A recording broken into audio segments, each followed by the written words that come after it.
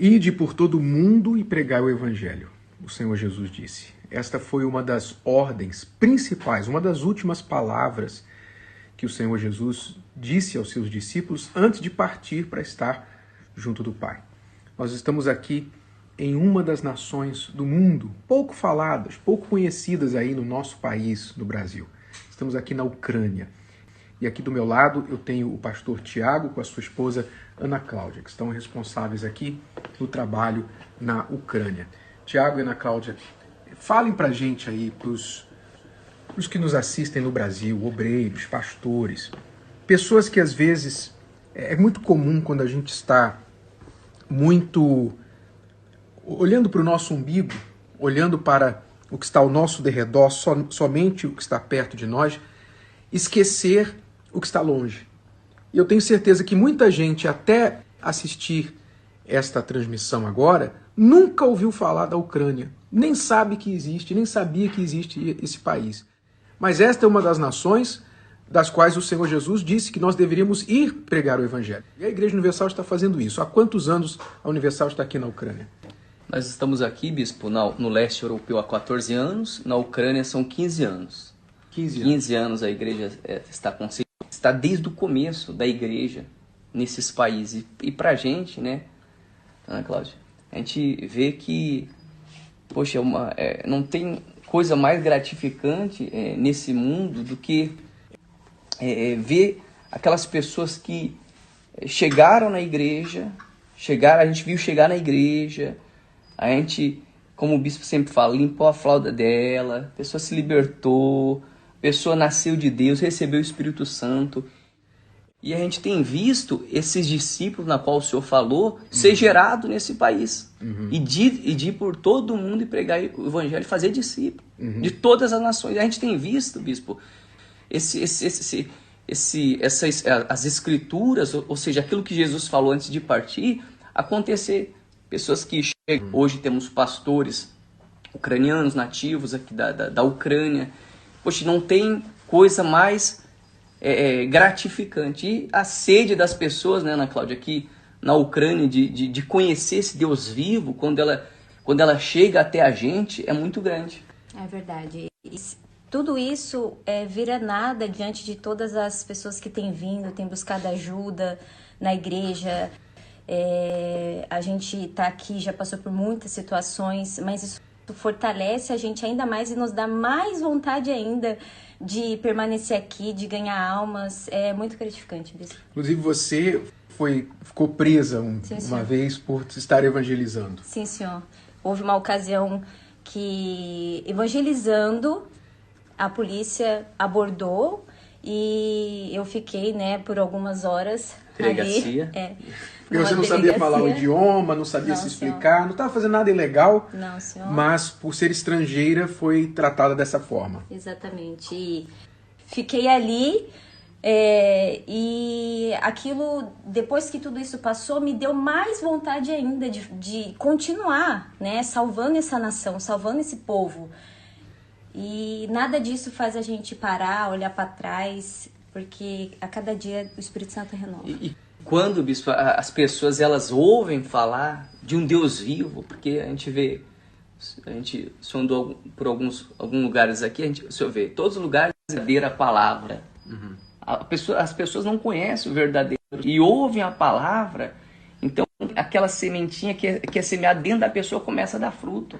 Então não existe coisa mais gratificante do que isso. Quer dizer, aí do nível espiritual, o que vocês encontram aqui, espiritualmente falando, no povo ucraniano? Porque, por exemplo, no Brasil, as pessoas têm a televisão, né, a igreja na televisão 24 horas, tem igreja em cada esquina, e etc. Enfim, as pessoas têm, quem quiser tem acesso ao Evangelho. Mas como é que é aqui a situação do Evangelho? Como você falou, existe um conhecimento tradicional, mas e o conhecimento real? Bispo, as pessoas que chegam até a gente, elas chegam depressivas, pensando em se matar. Então, nisso a gente vê o real, a realidade. Aquilo que está dentro da pessoa. E essas pessoas, normalmente, são pessoas que procuram a igreja ortodoxa, procuram ali o padre, procuram várias religiões. E como o senhor mencionou, a gente não tem televisão, não tem rádio, a gente não tem nada disso. Então, a nossa evangelização aqui é boca a boca. É na rua, para umas pessoas, damos convite. Ou seja, como se diz em português? É algo muito, muito próximo, né? Essa proximidade tão, de um jeito, se torna muito mais fácil. É pescar na unha, né? Sim, pescar na unha. Trabalho de Não é nem no formiguinha, né, anzol, bispo? é na unha. Né? É que se pesca o peixe aqui. Então, a igreja está aqui há 15 anos. Na Ucrânia são quantos estados? 18 estados. São 25 estados. 25 estados e a igreja está em quantos? 4 estados, bispo. Quer dizer, dos 25 estados, a igreja está em 4, quer dizer, faltam 21.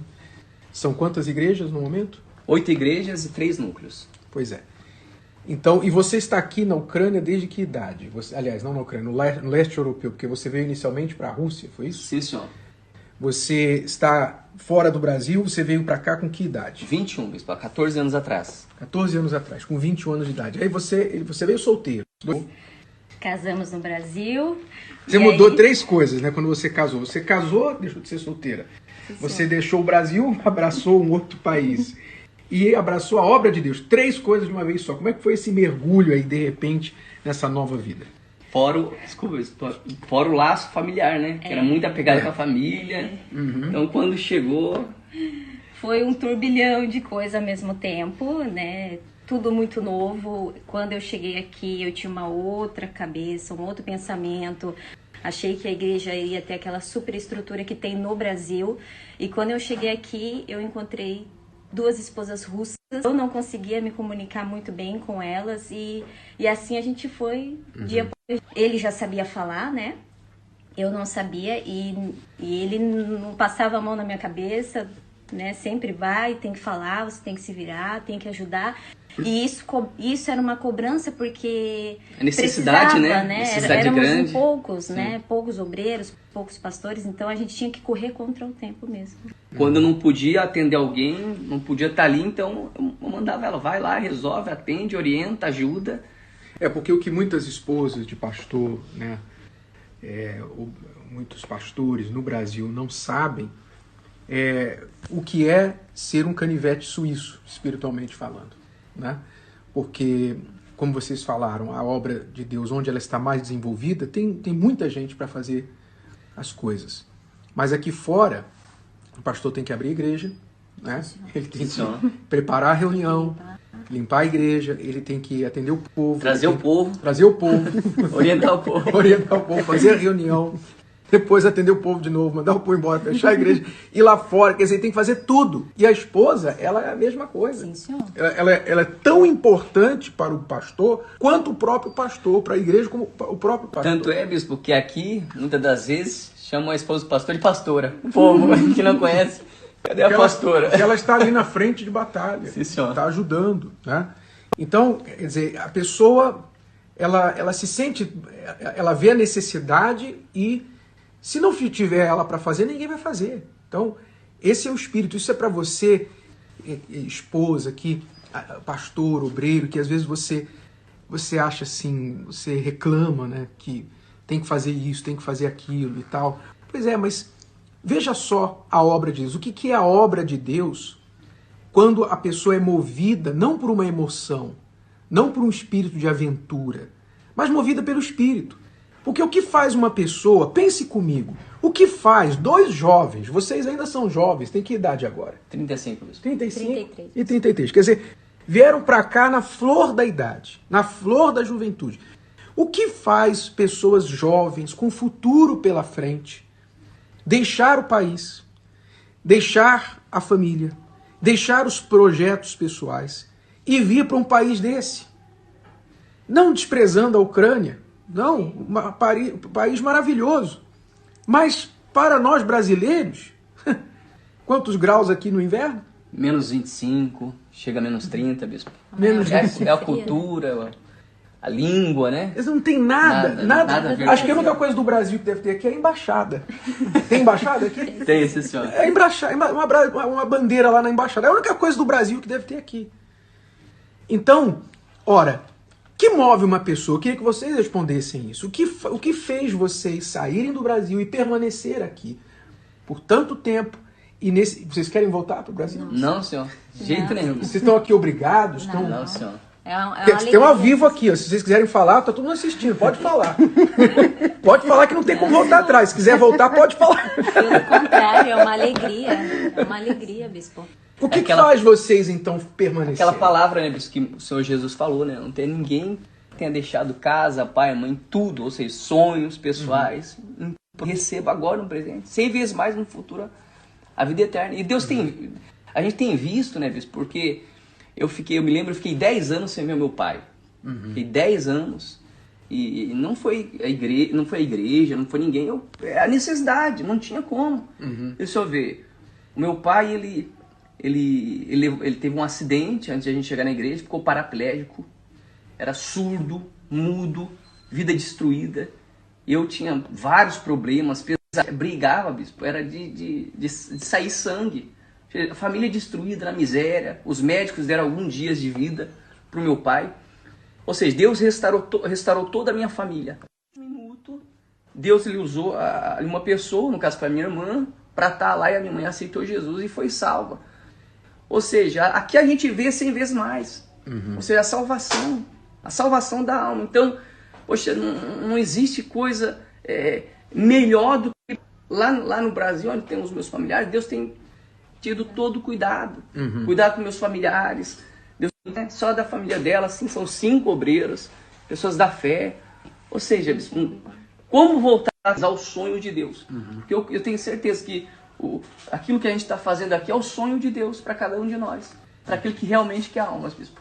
O que mobiliza você? O que motiva você a continuar, apesar das dificuldades?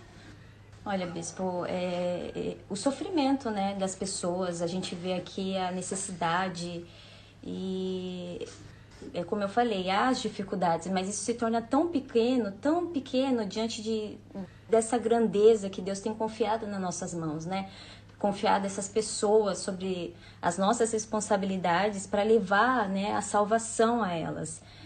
Então, isso a cada dia me motiva mais de aprender, de entender a mentalidade deles, a cultura, né? Para poder salvar essas almas. E é o que o bispo fala, né, bispo? Ainda que a gente, nesses 14 anos, a gente tivesse salvado uma pessoa tivesse nascido do Espírito Santo, já estaria suficiente. Era de Deus. Pense comigo. Eles dizem aí que o tempo é dinheiro, não é? Não existe esse ditado aí fora. Tempo é dinheiro. Os profissionais cobram por hora. O advogado, o médico foram para a faculdade, estudaram, se especializaram para poder ganhar muito dinheiro. Então a hora deles vale muito. Pois é, tempo é dinheiro. Mas eu pergunto a você, quanto vale algo que é eterno? Se tempo é dinheiro, qual é o valor de algo que é eterno? Que não acaba nunca. Então, não tem preço, não é verdade? Não existe como você, se não acaba nunca, não tem dinheiro que acabe para pagar o valor disso. Esse é o valor da alma. Por isso que ele falou, se esses 15 anos tivesse resultado em apenas uma alma ganha aqui, já teria valido a pena. 15 anos da vida deles teria já valido a pena esta uma alma, se só uma alma fosse ganha. Mas não são uma apenas, são milhares de almas que ele e outros companheiros que estão aqui no leste europeu têm visto ser ganhas por esse trabalho da obra de Deus. E o senhor vê, né, bispo, um exemplo, até eu estava conversando com o bispo, de um senhor que me escreveu essa semana, lá do presídio perpétuo. Ele não vai mais sair dali. Já está batido o martelo. Mas recebeu o Espírito Santo. Então, você imagina, pessoas que a gente nunca vai ter acesso, assim, nunca vai ver na igreja. E que não tem nada para dar. Nada para dar, zero. Nada economicamente, materialmente para dar. É isso que eu queria que você entendesse. Porque quem faz a obra de Deus não faz por um valor, por um retorno monetário. Quem faz a obra de Deus é idealista. O que é o idealista? Ele vive por um ideal. Ele não vive pelo econômico, por realizações pessoais nem materiais. Ele vive pelo ideal, porque o ideal é maior do que ele. Ele vai morrer e o ideal dele vai ficar aí. A glória do idealista é morrer pelo ideal. Porque se ele morrer avançando o ideal dele, a morte dele valeu alguma coisa. A vida dele e a morte valeram alguma coisa. Nós somos idealistas. Jesus foi um idealista. Os apóstolos foram idealistas. Então o verdadeiro homem de Deus, a verdadeira mulher de Deus é idealista. Não é um empreendedor, um ganhador de dinheiro.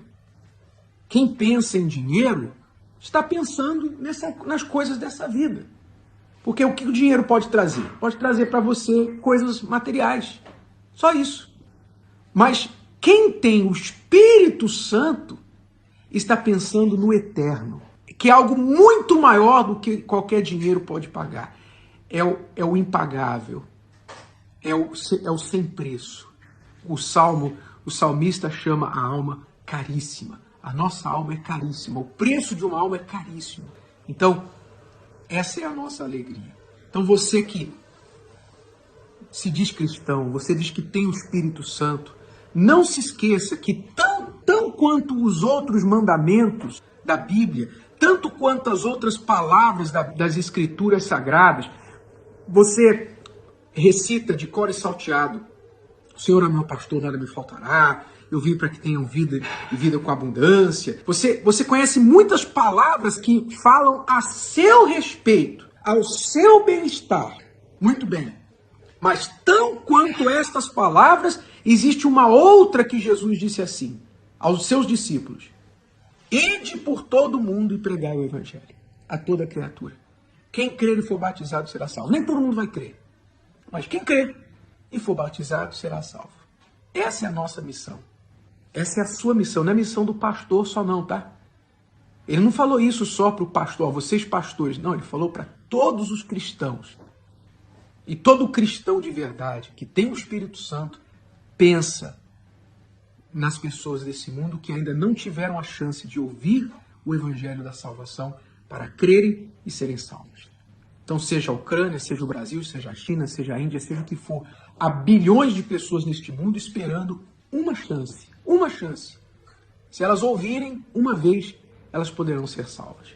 Enquanto há muitos que ouvem toda hora estão ouvindo e estão jogando fora a oportunidade. Mas é para quem crê. Bom, Tiago e Ana, obrigado. Querem falar mais alguma coisa?